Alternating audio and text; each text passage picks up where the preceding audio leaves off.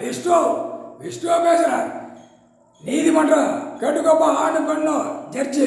கடவுள் உட்கார்ந்துருக்காருன்னா பயந்து போக மாட்டான். அந்த பயப்படுற டயம் வைப்பார். அது உங்களுக்கு மட்டும்தான் தெரியும். கீழே லாயர் 10% தெரியும்.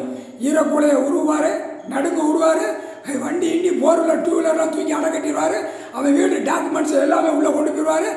வயக்காடு நிறையா பூரா தொழிற்சாலை பண்ணுறவனை பூரா உள்ளே கொண்டு போயிடுவார். அடுத்தாப்புல அவன் வீட்டில் மொண்டாட்டி பிள்ளைய வரைக்கும் எல்லாம் தூக்கி உள்ளே ஏற்றிடுவார். அது கடவுளால் தான் முடியும், நீதிமன்றம் ஜட்ஜியால் முடியாது, லாயரால் முடியாது அப்படின்னு அவனாக உட்காந்து 4 பேர் 10 பேர் உட்காந்து பேசிக்கிட்டு கொண்டே இருக்கான். புரியா? கடவுள் கண்டிப்பாக செய்வான்.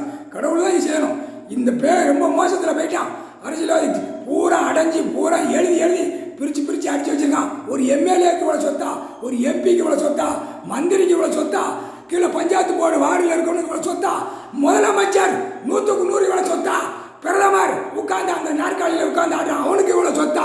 பூரா கட்சிகளை பூரா அந்த பேப்பரை வச்சு எழுதி உலக நாசம் பண்ணிட்டான்னு.